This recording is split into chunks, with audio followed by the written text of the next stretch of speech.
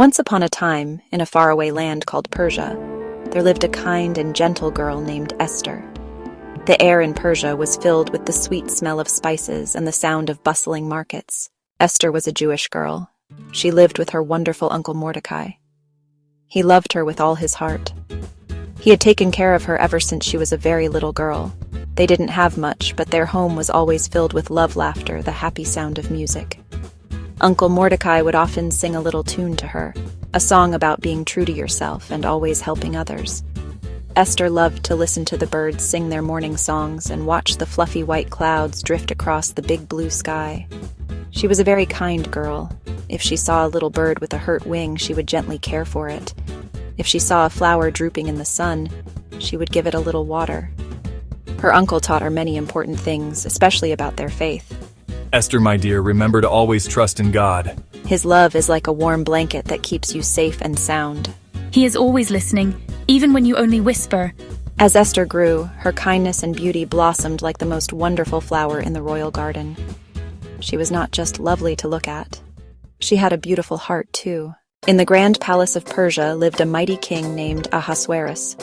He had a magnificent throne made of gold and ivory. His gardens were filled with peacocks and fountains. One day, the king decided he needed a new queen. He sent a message to all corners of his kingdom. He asked for the most wonderful young women to come to the palace. Uncle Mordecai heard the news and thought of his dear Esther. He knew she was special, not just because she was pretty, but because her heart was full of goodness and light. He told her, "Perhaps you were made for this special moment." So, with a brave heart, Esther went to the palace. It was a little scary, but she remembered her uncle's words and hummed her quiet song of courage. In the palace, she was so gentle and kind to everyone she met. While some of the other girls were boastful, Esther was humble and sweet. She shared her food. She offered a helping hand.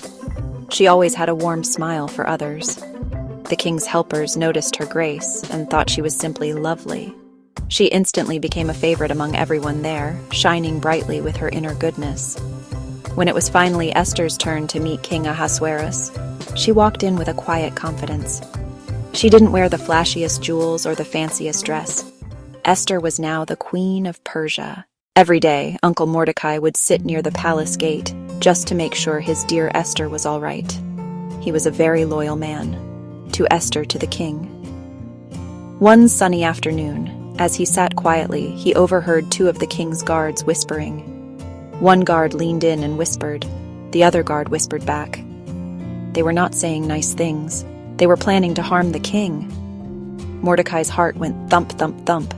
He knew he had to do something right away. He couldn't let anyone hurt the kind king who had been so good to his Esther. Mordecai hurried to tell Queen Esther about the wicked plan. His voice was just a whisper as he shared the dangerous secret. Esther listened carefully, her eyes wide with worry. She knew she had to be brave, just like her uncle. The two naughty men were stopped, and the king was safe. Now, there was a man in the kingdom named Haman. He was the king's most important advisor, and he was very, very proud. He wore fancy robes and expected everyone to bow down to him whenever he passed by. But Mordecai would not bow. He would only bow to God. This made Haman furious. Because he was angry at Mordecai, he decided he hated all of Mordecai's people, the Jews.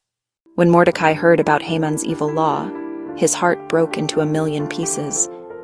He sent a message to Queen Esther, telling her of the terrible danger. He told her she must go to the king and beg him to save their people. But this was a very dangerous thing to do. In Persia, no one, not even the queen, could go to the king without being invited first. The punishment could be terrible. Esther was so afraid. Her hands trembled, her heart felt as heavy as a stone. How could she possibly do something so risky? Esther sent a message back to Mordecai, explaining how scared she was. Mordecai reminded her of her faith and purpose. Who knows? Perhaps you became queen for this very moment. You must be brave for your people. She thought about his words. She thought about all the people she loved. She thought about the songs of faith her uncle had taught her. A new feeling started to grow in her heart, pushing away the fear. It was courage. She realized she was not alone. She made a brave decision. She sent a message to Mordecai and all of her people. Please, pray for me. For 3 days, do not eat or drink, and I will do the same. I will pray for strength and courage. She was ready to sing her song of bravery for all to hear. When King Ahasuerus saw his beautiful Queen Esther standing there, his heart filled with love. He was not angry at all. Instead, he smiled and held out his golden scepter to her, which was the signal that she was welcome and safe. "What is it, my dear Queen Esther?" he asked gently. What is your request? "I will give you anything you ask, even up to half of my kingdom." Esther felt a wave of relief wash over her. Her prayer had been answered, but she knew she had to be very wise. Instead of blurting out her big problem right away, Esther had a clever and careful plan. If it pleases the king, I would like to invite you. And the great Haman to a special banquet I have prepared for you today. The king was delighted. A party. He loved parties. Haman was so proud. He was the only person besides the king invited to the queen's special party. She replied with another graceful invitation. Then I will tell you what I truly want. That night, the king could not sleep. He asked a servant to read to him from the royal history book, the very book where Mordecai's good deed had been written down. The king heard the story of how Mordecai had saved his life. Just then, Haman arrived at the palace, ready to ask the king's permission to use the gallows on Mordecai. He had to lead his enemy Mordecai in a grand parade through the city. It was the most embarrassing day of his life. Later, at Esther's second banquet, the king again asked her for her request. This time Esther was ready. If I have found favor with you, O king, please spare my life and the lives of my people. For we have been sold to be destroyed by a wicked man. The king was shocked and angry. "Who is this man? Where is he?" The enemy is this wicked Haman. He ordered that Haman be punished on the very gallows he had built for Mordecai. The king then gave Mordecai Haman's position. He gave Esther the power to write a new law. This new law allowed the Jewish people to protect themselves. A great danger had been turned into a great victory. The sadness of Esther's people turned into singing and cheering.